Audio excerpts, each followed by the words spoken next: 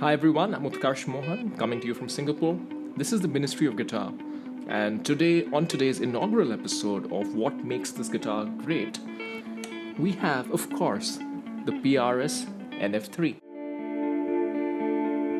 So hi folks, welcome back to the Ministry of Guitar. This is a new series. It's been one I've been wanting to make for some time, but I wanted to wait till the channel reached a certain size. Around 10,000 subscribers. So that's why I'm starting now. I had originally filmed this with the PRS Graveyard 2, and that will come out next week. But given what's happening in this particular week, if you're from the future, this is the week that PRS has launched the PRS SE NF3. I felt that it was the right time to delve deeper into my NF3. I have talked about this guitar in previous episodes, but this is going to be the first one where I really take an in-depth look at it in the lines of what makes this guitar great. We'll talk about the concept, the history. We'll go through the construction. So this will be a much more guitar-focused video than what is usual on my channel. But that's kind of where this channel started. So let's get into it. So what is an NF3? What is the concept of this guitar? Where did it come from? Though PRS has always been kind of splitting the difference between Strats and Les Pauls, even the Custom 24 from 1985, the original PRS Custom, kind of did that. They've always had a little bit of, I think there's an itch on PRS's side to make a good Strat or make a good alternative to a Strat. The culmination of the journey, of course, is the Silver Sky, which is actually just a Strat but improved. But I don't think they started off like that. They started off wanting to make something rather different from a Strat, though taking the concept of a Strat, and kind of similar to what Leo Fender did when he went to GNL and when he started GNL and tried to evolve the Strat. So the PRS has done this a few times. They did do something called the EG3 in the late 80s, early 90s, which was a single coil guitar. They've had multiple starts and stops. But what happened around the time of the 25th anniversary in 2010, they took two proper stabs at this. And these were not replicas of Strats. These were kind of Strats, but not really Strats, evolving the Strat. One of them was the DC3, not NF3, DC3. It had three proprietary single coils that actually came from another PRS guitar, which had single coils to begin with, the PRS 513. I'm just going to show you that. I realize I have it. Why don't I just show it to you? So this is a PRS 513. It's named that because it has 5 single coils. 1, 2, 3, 4, 5. These are different from regular single coils. They are thicker sounding. I believe they have ceramics in them, and they are kind of very wired in a very funny way that you can get 13 sounds out of them. So the DC3 that I was talking about was essentially using these pickups, but instead of having 5 of them, it had 3 of them. And then we had the NF3. And what the NF3 had was very interesting because it had something called narrow field humbuckers. Now, these had been seen just earlier on, I think just the previous year with the McCarty, where they made a McCarty narrow field, which had 2 of these instead of 3 of these. I'm not really sure which one predates which, but they're about the same time period. I believe the McCarty came first. And what happened is these pickups are very, very different from anything seen before. So I know it looks like a mini humbucker, but I want to talk about 3 or 4 things, and then we'll get into the body of the guitar and we'll go over the whole thing. The first thing that was different was they were much thinner than mini humbuckers. They were really, really thin.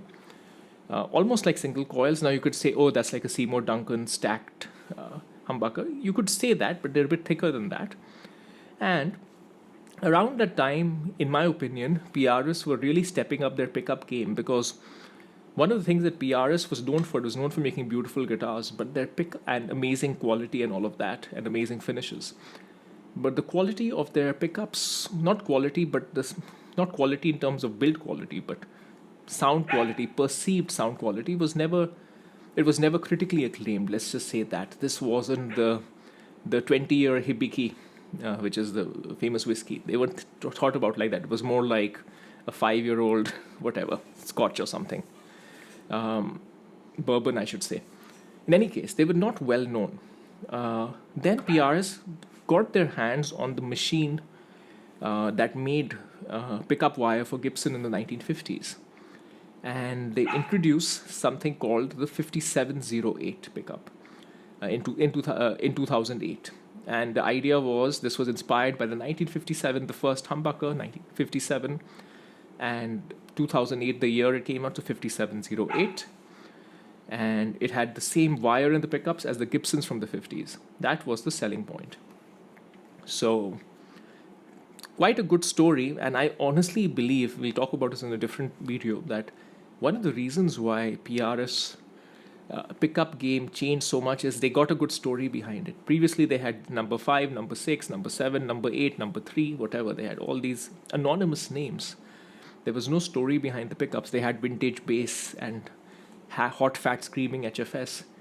And there's no doubt that the 5708 and following other 5 series pickups like 5708, 5815, 5815 LT, 5909, these are great sounding pickups. But I have to believe that the story helped.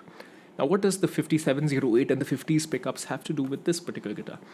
Well, these narrow fields, today they're called narrow fields. What they were originally called and what they are 5708 narrow fields. So these are actually the similar humbuckers to the 5708s, the original 50s inspired humbucker.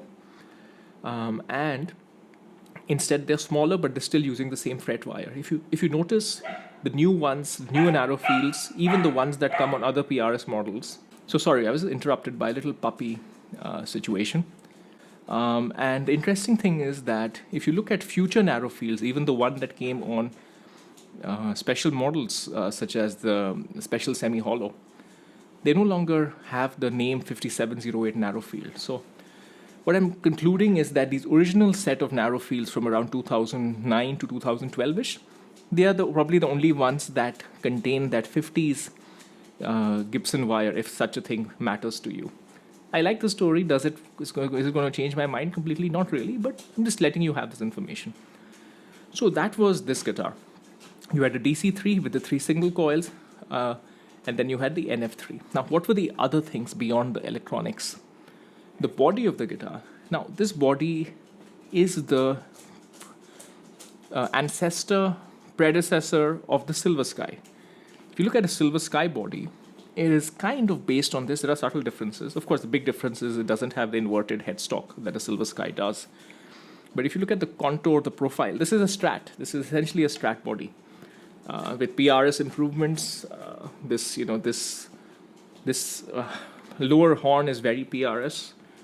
The pickguard, of course, is very PRS. If you look at a Vela or something, you'll see those curves. So, and even S2s today. So, yeah, it was a Strat body. This is the originator of the Silver Sky.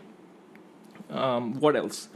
The other thing that made the two guitars interesting was, in line with the different nature of the electronics, the body wood was chosen to complement the right electronics, and this particular one came with Corina. So what are you seeing here? You're seeing a Strat-like guitar with many, many Gibson elements, right? It's got a Corina body. Think of Gibson in the 50s. It's got pickup wire from Gibson in the 50s. Yet it's a single coil guitar.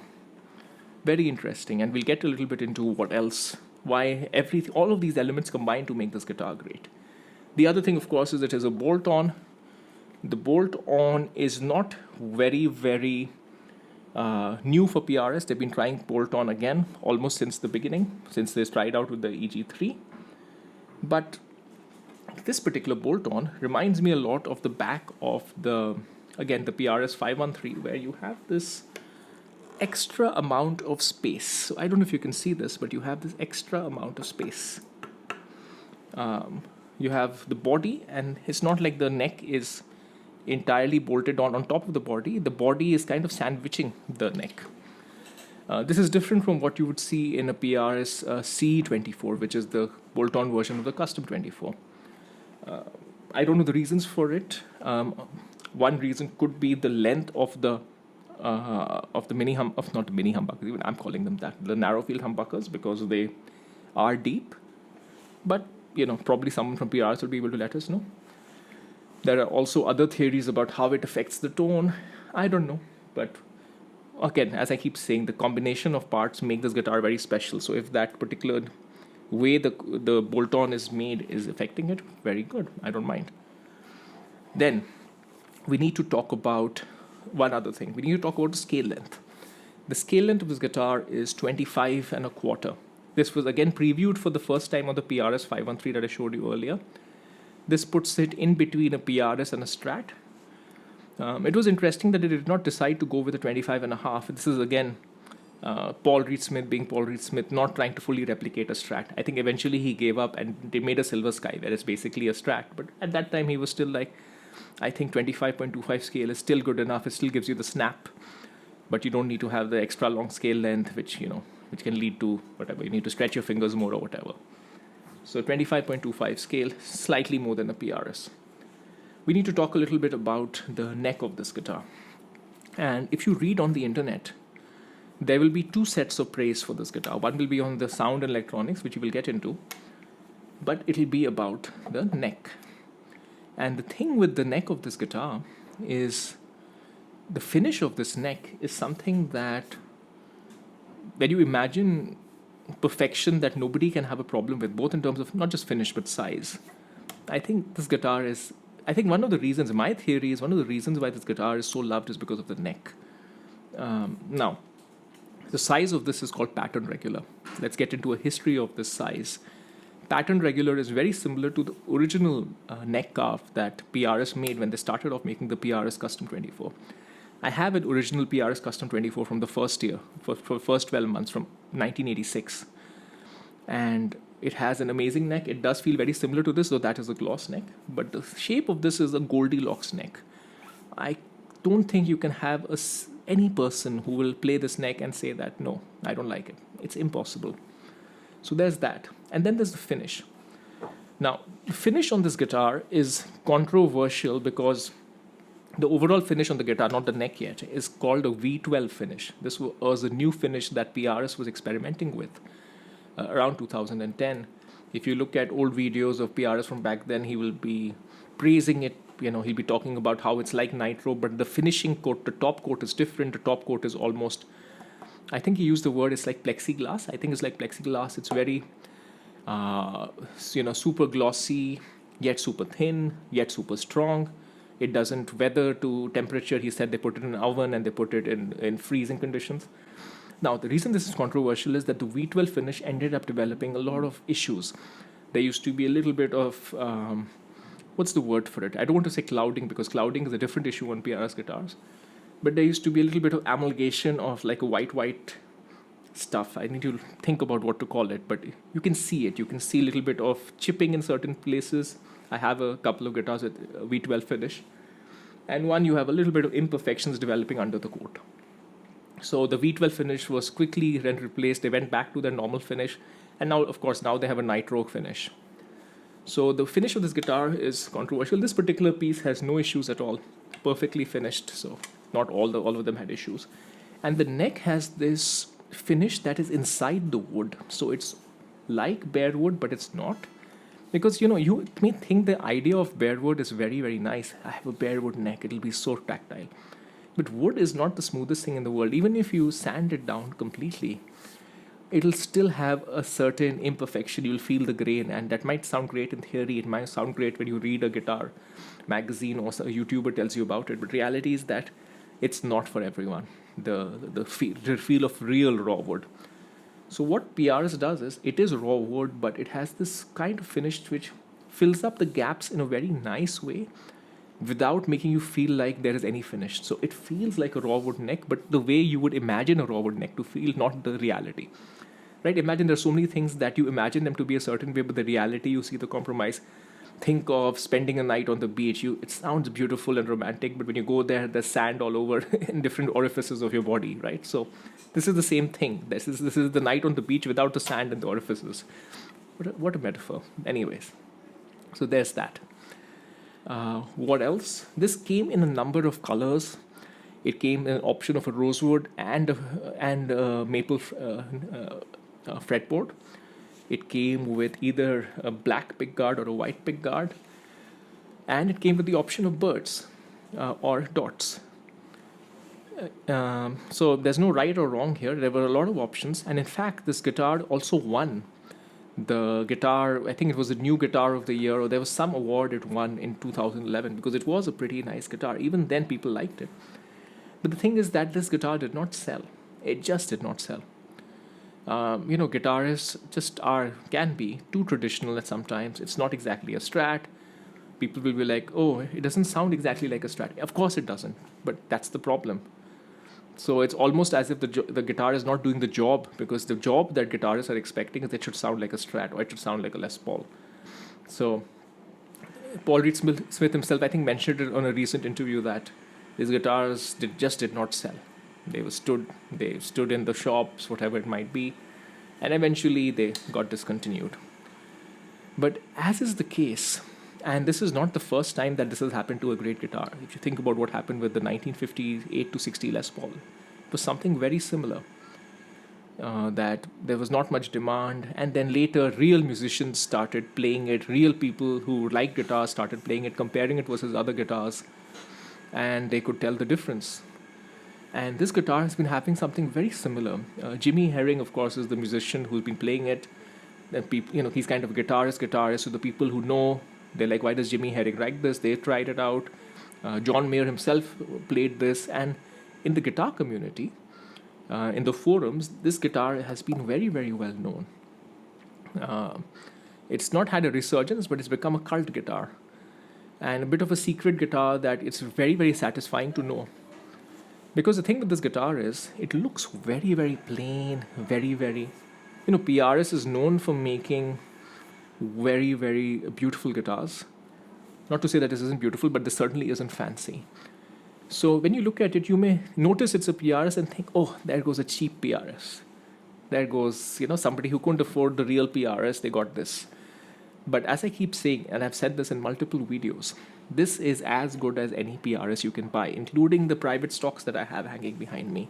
It is just a different flavor. It is a flavor for the person who doesn't want the flash. Or I won't even say it's the person who doesn't want the flash, because I like my beautiful guitars. But there is a time and place for everything. And for me, the time and place for this guitar is, as I've described before, I live in Singapore, one of the safest countries in the world. I can take any guitar anywhere and I don't care. But if I was living somewhere that was less safe, which is the rest of the world essentially, and I had to go for gigs, if I had to pack up and take a guitar and go on a tour of the world, whatever, not like a famous person, but just as a regular person going and playing open nights whenever, I would not take any of my PRSs. I would not even take my $4,000 core PRSs, which have fancy maple tops. I would take this, because what this does is, it is a smart, normal, good-looking guitar. But to 99% of the audience, including guitarists and definitely guitar thieves, or just anyone, it just looks like a Strat-like guitar. And it doesn't look particularly expensive. But they don't know that this thing plays like a dream. This thing is beyond most guitars. You can have 25 Strat-like guitars sitting in a shop. Or forget that. You can go to a cheap guitar shop and you can have guitars that look like everything. And you could put this in one of those shops, and this will just look like whatever, Firefly, or whatever is the cheap guitar of the day of the month. When you look closer, then you will notice the fit and finish, but most people are not going to do that. And then when you play it, it'll be like, again, I use an example. It will be like if you go to a vintage car show and you have a bunch of vintage Porsches, which are nice, but ultimately flawed. And then you have a Singer, which looks like a vintage Porsche. From a distance, you will not be able to tell a difference. Then you will play it, or rather sit in it, look in it, and then when you drive it, you'll go, holy wow. This is the Singer of Strat-like guitars, is what I would say, given how it looks. So that's why I really like it. I want to also make a commentary on the sound. So let's get into a quick sound demo, and then we will wrap up with closing thoughts. Okay, so we're going to get into the sounds. I'm going to start off with the neck mini humbucker. So you'll see it's a very thick single coil sound, is what I would call it, yet very crisp. And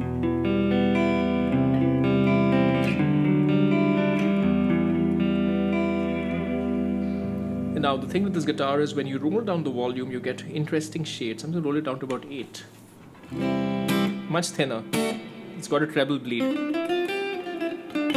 So a lot of people, what they like is that when you roll it down, it sounds much more single coil like, versus you roll it up. This is like putting a mid boost like on a Eric Clapton Strat, right? So this is thicker. Roll it down.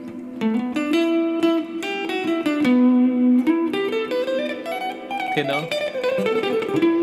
Thicker. So that's one thing. And the thing with this thicker sound is it's a very neutral sound. You can use it anywhere. So position 5, neck humbucker. Position 4 is the in-between. So again, you can make it a bit thinner. So not exactly like a Strat, but a beautiful tone nonetheless. You can imagine putting a chorus on this and just, you know.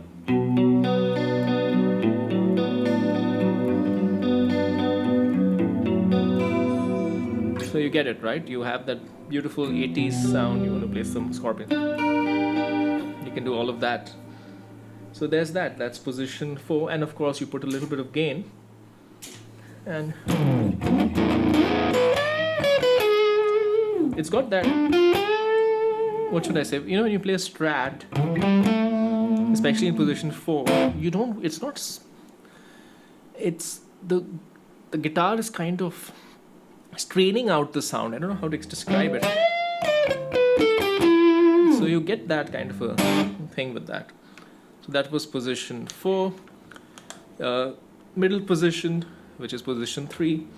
You know, this is where if you put in a little bit of gain, maybe put a bit of tube screamer on the Marshall, you can probably get that middle, you know, that almost like Slash uses that middle Les Paul tone quite often, right?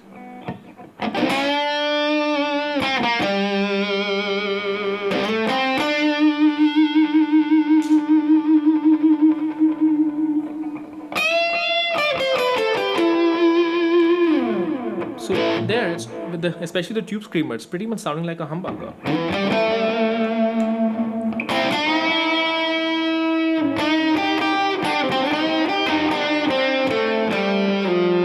Forgotten that song, but you know.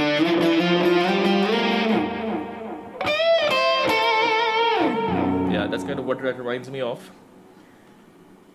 Position 2 is of course going to be about this one genre of music that I just can't play. Let's see, just roll it down a little bit.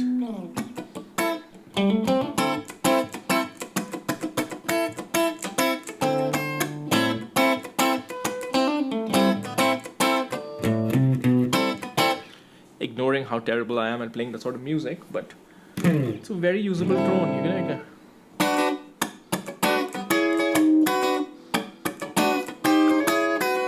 you can do all of that. So you see, right? One guitar, beautiful single coil sounds. Just by rolling the volume, you roll it up, much thicker, like a single coil with a mid boost.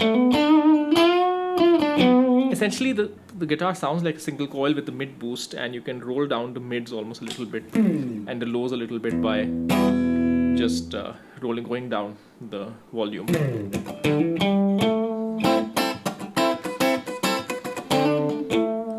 Alright, position 1, which is just this humbucker, bridge humbucker. So on the face of it, it's just a usable sound. Not harsh. Not exactly fully single coil, definitely sounds humbucker-like. Roll it down, thinner. But definitely not as sharp as a bridge single coil. And this is the secret weapon, because this is where it plays rock perfectly. Anything. You know, all of that, it gets you that snarl.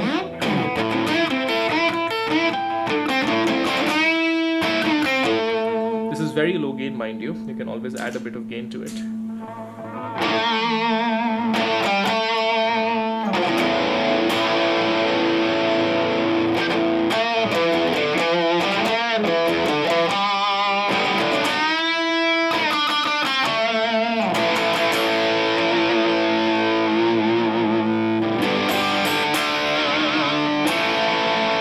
I should mention at this point that the tremolo, which is the PRS Gen 2 tremolo, combined with the locking tuners, which is PRS Gen 2 locking tuners, are excellent. Just excellent. And this is where, pardon me, a lot of people have been asking this question on Instagram. I think I'm finally about to give them an answer. The question they've been asking me is, does the PRS NF3 chug?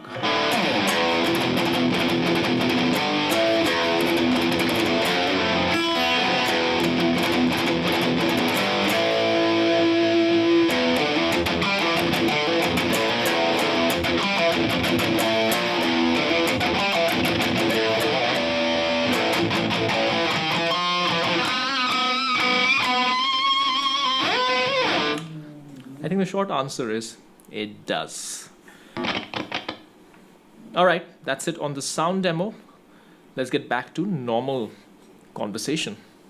Sorry folks, we're going to conclude this using the camera because, using the phone camera because my other camera just ran out. Sorry for my carelessness.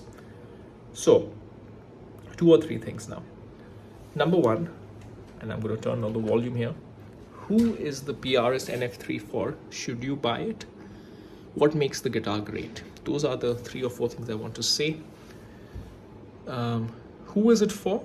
And what makes the guitar great are identical questions for me.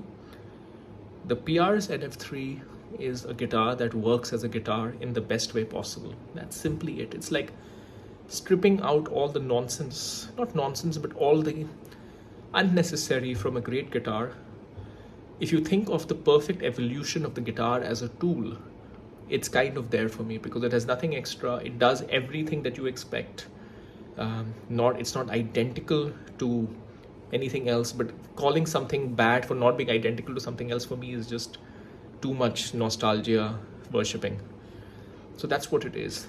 If you just want a guitar that works in an incredible way, and honestly, even today is incredible value for money. These things are $2,000, $2,500. I know that's a lot of money, but for the kind of guitar you're getting, if you're saying a guitar is comparable to those, whatever, $5,000, $6,000, $10,000, $15,000 guitars behind me, not to say that's the perfect positioning because those guitars are expensive custom guitars, but let's just say it holds its own versus any guitar. And it does everything that you expect a guitar to do, whether it's in the sound, whether it's in staying in tune, whether it is just not attracting attention. If that's what you want, it's kind of that. Now the obvious question is, what about the PRS SC NF3? Is it going to live up to the legend of the PRS NF3? Not really a legend, cult of the PRS NF3. I'm optimistic. It'll depend on 2 factors. The first factor it'll depend on is how good the narrow field SC narrow fields are. In my experience, I love PRS guitars. I have 50 of them, but the one thing I don't like about PRS guitars are the SE pickups, particularly the SC 8515s. I really dislike them. So the problem is, and you can see this on some of my other videos, PRS core pickups are very articulate, very, very delicate. They're not very high output, honestly, other than some specific ones. Whereas the SE pickups are crude, very crude in comparison. This is not me being a cock sniffer. It's just what it is. This is just my experience. You can feel it. It'll break up too much. It'll not be clean enough. It'll just not sound good. So my hope is that the NF3 SE pickups are not high output. That's the first hope that I have. What else? Second thing that will matter is the wood. It's made from poplar. I'm not being a tone wood snob, but somehow when I look at the NF3, the core, it's kind of a summary of all its parts, and I don't know how much the Corina body contributes. So we'll have to see about that one. I'll have to get my hands on one. I plan to do one once I come here to Singapore. There was one more point, the neck. I should have mentioned the neck. One of the standout points of the NF3, as I mentioned earlier in the video, is the neck, the patterned regular neck. This is not a neck that PRS offers in this SE lineup, and I can understand from their point of view. There's no point tooling for another neck just for one model. They've got some standard necks, wide thin, wide fat. So they've gone with the wide thin.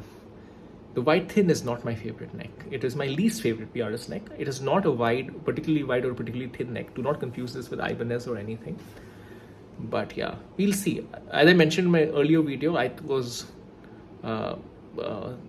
see. I think it was the right choice because wide fat would have just pigeonholed it as a big neck guitar. So we'll find out. All right, so this is why, folks, I think the PRS NF3 is a great guitar.